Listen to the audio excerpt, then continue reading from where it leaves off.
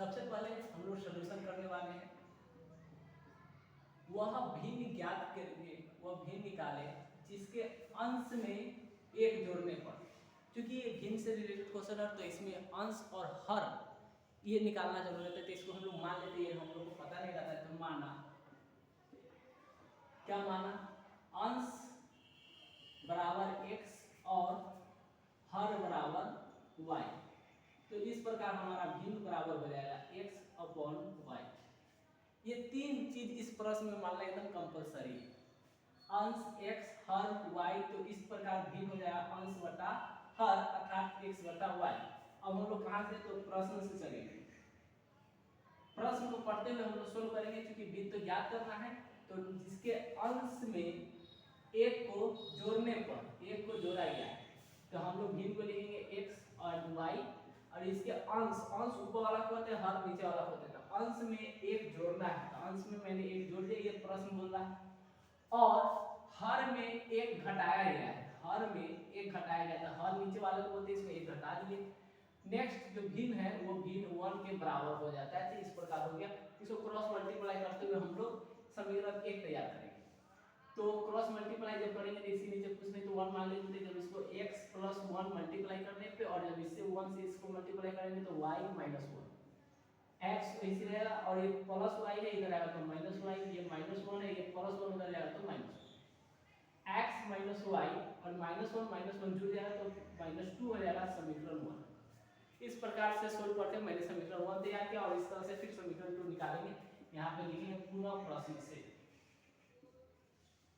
फिर हम लोग आगे प्रश्न को पढ़ेंगे, जबकि प्रश्न कहता है केवल हर में एक जोड़ने पर, अंश की बात नहीं किया गया है, केवल हर में एक जोड़ना है। तो चलिए सबसे पहले हम लोग भिन्न को लिखेंगे x, और नीचे हर है, हर में एक को जोड़ देंगे क्योंकि प्रश्न बोलना है। तो वो भिन्न 1/2 के बराबर हो जाएगा। तो ये 1/2 के बराबर, तो क्रॉस मल्टीप्लाई करेंगे तो 2 को x से तो 2x बराबर 1 को, तो 1 को y से तो y, प्लस 1 तो 1 हो जाएगा।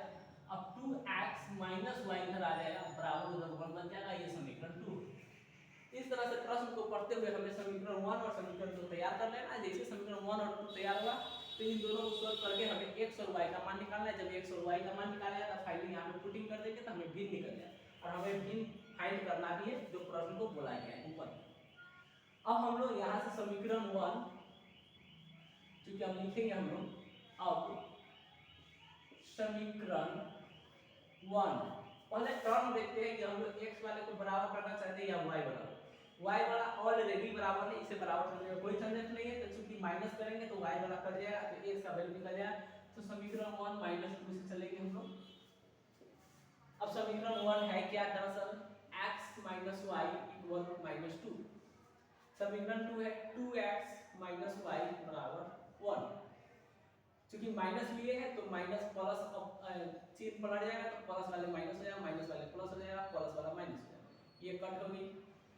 2x में से 1x को माइनस करेंगे तो -x, माइनस इसलिए क्योंकि बड़ा के पहले माइनस का साइन है, और दूरी दोनों माइनस में है तो जुट जाएगा, और चिन्ह माइनस का हो जाएगा तो -3। माइनस माइनस कट मारा तो x बराबर 3 हमें मिल गया। हमारा हाफ इंजन काम हो चुका है। हाफ इंजन को काम करते हुए हमें x का वैल्यू निकल गया, और हम लोग फुल इंजन का काम करेंगे तब हमें y का मान निकलेगा। तो हम लोग लिखेंगे पुनः समीकरण 1 में x बराबर 3 रखने पर,